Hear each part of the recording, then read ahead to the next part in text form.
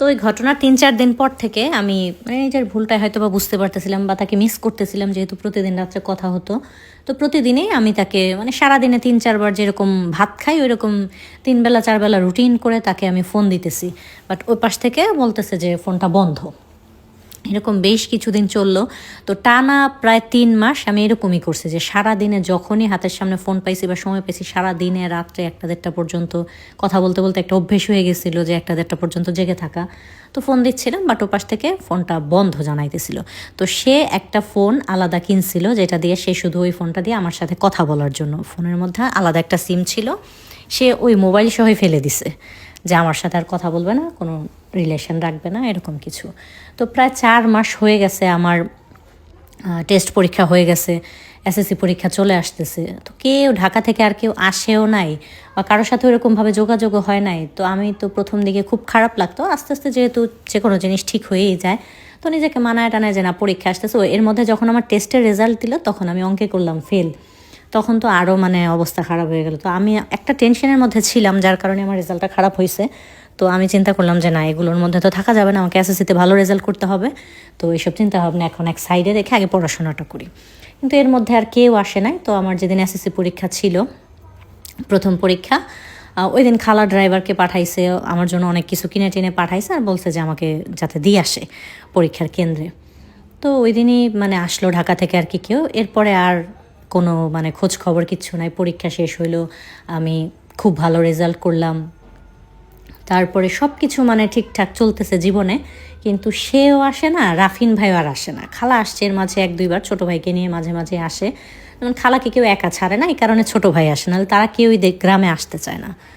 তো এভাবেই চলতেছে। তারপরে যেদিন আমার ফার্স্ট আর কি কলেজের প্রথম দিন ছিল, ওই দিন আমি কলেজে যখন যাচ্ছি তখন আমি তার গাড়িটা দেখছি। এটা আমার ধারণা, আমি সঠিক করে বলতে পারবো না। তো আমার মনে হইলো যে আমি তার গাড়িটা দেখছি, কিন্তু আসার পরে যখন বাইরে বের হইলাম তখন দেখলাম না। এখন তার গাড়ির নাম্বার টাম্বার তত কিছু তো আমার মনে নাই, তবে গাড়িটা যতবার দেখছি মনে হলো এটা মনে হয় তার গাড়ি। তো আমি যেহেতু অনেকটা ভেতরে চলে যাচ্ছিলাম, আমার বান্ধবীরা সাথে ছিল, তো ভাবলাম যে আসার সময় দেখবো, কিন্তু আসার সময় আর গাড়িটা দেখি নাই। তো এতটুকুই তাকে দেখা। কিন্তু একটা জিনিস যেটা আমার জন্য অনেক কিছুই আসতো, গিফট করার যে ব্যাপারগুলো আমার জন্য প্রয়োজনীয় জিনিসগুলো, আমার এগুলো সব কিছু ঢাকা থেকে আসতো। তো আগে তো তার ড্রাইভার নিয়ে আসতো, এখন খালার ড্রাইভার এসে দিয়ে যায়, এরকম চলতেছে। তো আমি জানতেছি খালাই পাঠাইতেছে, যেহেতু আমি নতুন কলেজে ভর্তি হয়েছি, আমার নতুন নতুন জিনিসের প্রয়োজন, এটা ওইটা। তো এইভাবে চলতে থাকলো বেশ কিছুদিন। তো এরকম প্রায় 1 বছরের কাছাকাছি যখন হয়ে গেছে, তখন খালা আসছে। এর মধ্যে ঈদ চলে গেল, আমার জন্মদিন চলে গেল, কোনো কিছুতে তার কোনো খোঁজ খবর নেই। তো আমার মাথা থেকে তার ব্যাপারটা চলেই গেছে। যারা বড়লোক মানুষ ভুলে গেছে হয়তো বা আমাদের এইসব ছোটোখাটো ঘটনা মনে রাখার মতো তাদের সময় আছে, এরকম আমি মনে রেখে বসে আছি। যাই হোক, তারপরে খালার যে রাফিন ভাই আছে, মেজো ভাই, রাফিন ভাইয়ের বন্ধুর জন্য আমার যে মামাতো বোন মাহারিনাপুর জন্য বিয়ের সম্বন্ধ আসলো। খালাকে তারা জানাইছে যে ওই যে রাফিন ভাইয়ের ক্যামেরায় তোলা ছবি ছিল, ওনার বন্ধুকে গিয়ে দেখাইছে যে আমরা গ্রামে গিয়ে ঈদ করতে পারে এরকম। তো ওইখান থেকে সে মাহারিনাপুকে পছন্দ করছে। তো খালাকে আবার তার আম্মা আসছে জানাইছে, এখন মাহারিনাপুকে তারা দেখতে আসবে। তো এই সুবাদে খালা এসে একদিন থাকবে। এর মধ্যে আর খালা থাকে না, হয়তো সকাল সকাল চলে আসছে সারাদিন থেকে, আবার সন্ধ্যায় চলে গেছে এরকম। তো আমি ভাবলাম এই সুযোগে দেখি খালার ফোন থেকে যদি তার নাম্বারটা নেওয়া যায়, আমার মাথায় এখনও আছে যদি তার নাম্বারটা নেওয়া যায়, একটু ফোন দেওয়া যায় এরকম। তারপরে আসলো রাফিন ভাই আর খালা আসলো ওই আন্টিকে নিয়ে, যে রাফিন ভাইয়ের যে বন্ধু, ওনার মা আসছে, উনি আসে নাই। তো ওনারা আয়সা মারিনাপুকে দেখছে, পছন্দ হয়েছে। তারপরে তারা বলছে যে মামাদের বলছে যে আয়সা বাড়িঘর দেখতে, সব কিছু দেখা দেখি শেষ, সবার সব কিছু পছন্দ হয়েছে, ছেলে মেয়ে দুজনকে পছন্দ করছে। এখন তাদের বিয়ের দিন তারিখ ঠিক হবে। এখন মাহারিনাপুর একটা দেবর আছে, ওর নাম হচ্ছে হিমেল। ও যেদিন প্রথম দিন আসছে, ওর মার সাথে প্রথম দিন আসছে। প্রথম দিন তো দুলাভাই আসে নাই, তো ও আসছে। ওই দিন থেকেই সে থাকে না যে আমাকে পছন্দ হয়ে গেলে যে একটু গায়ে পড়ে পড়ে কথা বলা, এটা ওইরকম একটু একটু ফ্লার্ট করতেছে, এটা আমি বুঝতেছিলাম। তো সে ডাইরেক্টলি ছোটো ভাইয়ের কাছে বলে দিছে যে তোর বোনকে আমার পছন্দ হয়েছে, বড় ভাইয়ের বিয়েটা শেষ হতে, তোর ছোটো বোনটা আমি বিয়ে করব। তো তারা দুজন ঠিকঠাক মিলে পুরো আমার বিয়ে ঠিক করে ফেলছে, আমার যেই খালাতো ভাই ছোটোটা আর হচ্ছে মাহারিনাপুর যে দেবর ছোটোটা। তো ও আর আমার খালাতো ভাই এক সমান। তো যদি আমার 2 বছরের বড় বয়স, সে আমার চেয়ে বড়। তো তো সে আমার থাকে সাথে মানে খুব কথা বলে, আমিও তার সাথে কথা বলি, ফোন নাম্বার নিছে, ফোন দেয়, এটা ওইটা বিআইন বিআইন বলে কথা বলে, ইটস নর্মালিভাবে তো বলাই যায়। তো এইভাবে চলছে। তারপরে মারিনাপুর বিয়ের কথাবার্তা বলতে আসলো, সবাই ডেট ফিক্সড হইলো।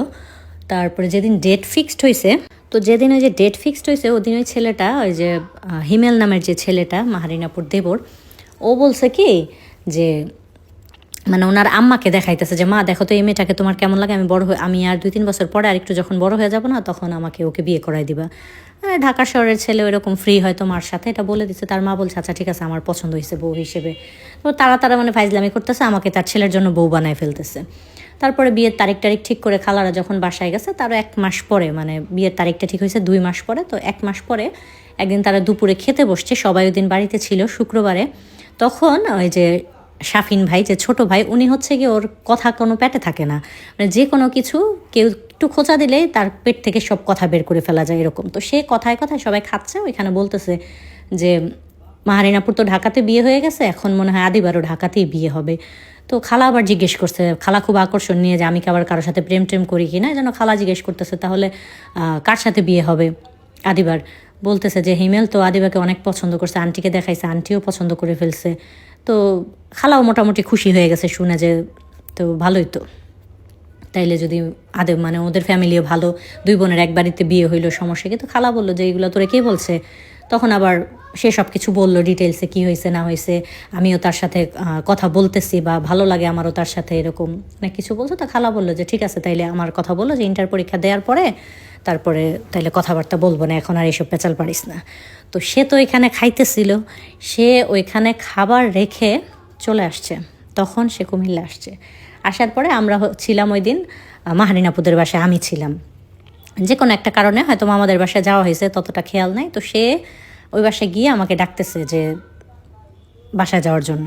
তো সে আসছে দেখে তাকে তো সবাই খুব সমাদর করতে আসছে, কিন্তু রাগে তার মানে গা ফেটে যাচ্ছে এরকম একটা অবস্থা। আর আমি তাকে দেখার পর আমার এত পরিমাণে কান্না আসতেছে যে এত দিন যাবৎ কথা বলি নাই, তারপর হুট করে আসছে, আয়সা কারোর সাথে কোনো মানে আদাব সালাম কোনো কথা নাই, সে আমাকে বলতেছে যে চল বাসায় চল।